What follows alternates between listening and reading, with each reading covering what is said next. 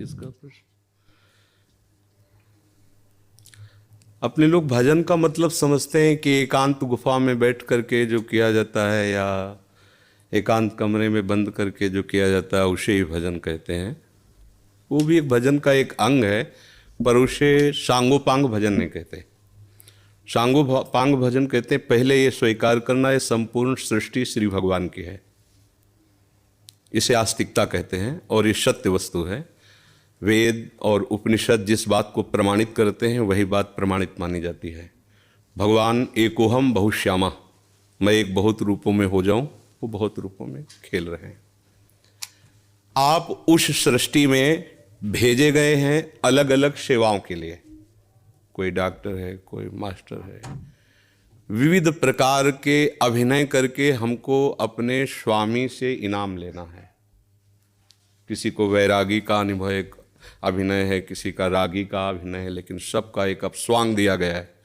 अपने स्वांग को ठीक से निभा लो तो इस माया प्रपंच से मुक्त हो जाओगे, इनाम मिलेगा। अगर तुम मास्टर हो तो बच्चे में भगवत भावना करके और शिक्षा रूपी भजन उसको दीजिए। जो जिस क्लास की शिक्षा, ईमानदारी से आपके अंदर यही हो कि हे प्रभु, आप बालक रूप से हमारे सामने आए हो, मैं आपको शिक्षक रूप से शिक्षा दूंगी। और उस समय यदि भगवत भाव रहा तो आपने जितने घंटे बालकों को पढ़ाया वो भजन ही है, उससे बिलक नहीं। एक युद्ध क्षेत्र में खड़ा हुआ सूरवीर सामने के सैनिकों की गर्दन उतारता है अपने देश रक्षा के लिए, उसका वो भजन ही है, भजन से कम नहीं है, क्योंकि अपने धर्म के लिए वो युद्ध में वार कर रहा है। अधर्म से किया हुआ हर कार्य निष्फल है और धर्म के लिए किया हुआ हर कार्य भजन है, क्योंकि सृष्टि भगवान की है। अगर एक केवल मान लिया जाएगा कि माला चलाना इतना ही भजन है तो वो भजन के सर्वरूप को नहीं जानता है। अगर ऐसा ही हो तो अर्जुन जी कह रहे हैं श्री भगवान से कि मैं संन्यास लेकर के विरक्त होकर मांग कर खाऊंगा, पर मैं युद्ध नहीं करूंगा क्योंकि इसमें हिंसा होती है। और श्री भगवान कह रहे हैं कि नहीं, तुझे युद्ध करना ही होगा। मामुनिस्मर युद्ध च, मेरा स्मरण करते हुए तुझे युद्ध करना होगा। तो हमें ये बात समझनी कि हमको जो स्वांग मिला उसमें हम बेईमानी न करें। अगर आप डॉक्टर हैं तो मरीज रूपी भगवान की सर्वतोभावेन सेवा, आपको जो स्वांग मिला है आप उसमें बेईमानी मत कीजिए, सत्यता से चलिए, वही आपका भजन बन जाएगा, उसी से भगवान प्रसन्न हो जाएंगे। पर ये स्मृति रहे कि मैं किसका कार्य कर रहा हूं, बस अगर ये स्मृति चली गई तो अहंकार आ जाएगा। मैं अभिनय में श्रेष्ठ हूं, मैं अमुक श्रेष्ठ हूं, मैं विद्वान हूं, मैं ज्ञानी हूं, मैं महात्मा हूं, मैं भक्त हूं, मैं भजन आनंदी हूं। किसी भी बात का अभिमान आ जाना उपासना की वृत्ति का नाश हो जाना है।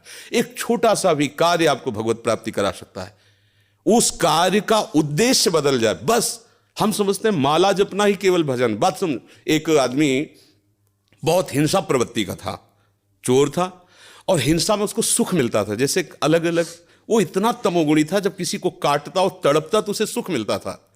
सैकड़ों हजारों को ऐसे काटता था।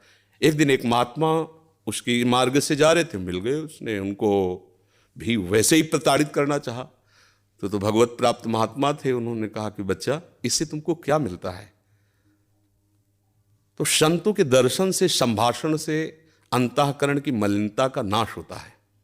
यदि अभिमान त्याग कर संतों के पास जाया जाए तो एक एक कदम यज्ञ के समान होता है। संत दरस को चालिए तज माया अभिमान। जो भगवान में वास्तविक रमण करने वाले महापुरुष हैं उनका प्रभाव होता है। उस पापात्मा जीव की हिम्मत नहीं हो रही थी उनकी तरफ देखने की। उनका, बेटा तुम ये सब क्यों करते हो? तो उन्होंने कहा, सुख के लिए करता हूँ, संपत्ति छीनता हूँ, मारता हूँ। इसे बोले, अभी तुम सुख की पहचान ही नहीं जानते हो, किसे सुख कहते हैं? तो उनका, फिर मुझे बताइए आप सुख किसे कहते हैं? तो बोले, हमारी बात तुम्हें तभी समझ में आएगी तब तुम निष्पाप हो गए, क्योंकि पापवंत कर सहज स्वभाव भजन मोहिते ही भावन। बोले, महाराज क्या करूं जिससे मैं निष्पाप हो जाऊं? तो उनका, हमारे भारत में पवित्र देश हैं, उनमें आप भ्रमण करो, अवगाहन करो, तुम पवित्र हो जाओगे। निष्पाप करने के लिए हमारे बहुत से तीर्थ हैं भारत में, तीर्थपाद प्रभु ने उनको प्रकट किया है। तो महाराज हम कब जानेंगे पवित्र हो गए? तो सिद्ध महापुरुष थे, उन्होंने एक शुष्क लकड़ी दी, सूखी हुई लकड़ी दी, कहा इसे ले जाओ, और जब ये हरी होने लगे, इसमें किनगा आने लगे, तो तुम समझ लेना तुम निष्पाप हो गए।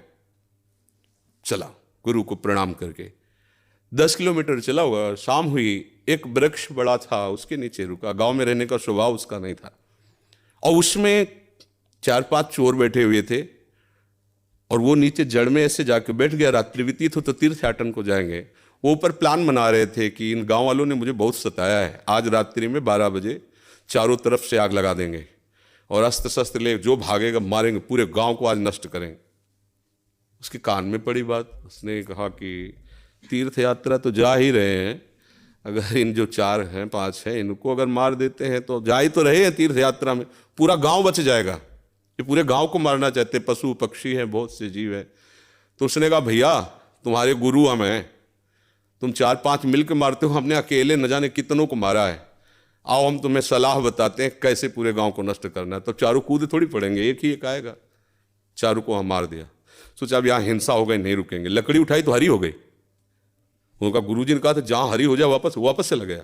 वहाँ गया संत भगवान को, संत ने कहा हम जानते थे कि तुम ऐसे स्वभाव वाले हो कि तुम्हें तीर्थ यात्रा सुहाएगी नहीं, वापस आ गए। तो उनका भगवान आपकी आज्ञा पर, आपने कहा था हरी हो, देखो हरी हो गई। तो बोले कौन से तीर्थ में? बोले तीर्थ लेके आ, 4 को और मार दिया है। बोले बताइए कैसे? उन्होंने बोले देखो बेटा, पहले स्वार्थ के उद्देश्य से मारते थे तो पाप हुआ, लेकिन पूरे नगर के बचाने के लिए 4 को मारा आपने, उद्देश्य आपका दूसरों के सुख के, इसलिए मारना ये आपको तीर्थयाटन से भी अधिक पवित्र करने वाला हो गया। क्रिया वही, उद्देश्य परिवर्तन, फल का परिवर्तन। यदि हम सब अपने धर्म से चले, अपने कर्तव्य को भगवान की पूजा माने, तो जो जहां है उसको अलग से कोई मार्ग चयन नहीं करना, वही भगवान की प्रसन्नता के लिए करे, उसको वही भगवान की कृपा की प्राप्ति होगी। तो आपको कोई परेशानी का विषय होना ही नहीं चाहिए। आप अध्यापक और बच्चों को पढ़ाइए और बीच बीच में राधा राधा राधा स्मरण कीजिए। जो भी कर रहे हो अपने प्रभु के लिए कर रहे हैं, ऐसी भावना कीजिए। इसमें कोई श्रम नहीं, कोई परिश्रम नहीं, कोई अलग से ऐसा नहीं कि नाक दबा के बैठना है, आंख मूंद के बैठना है।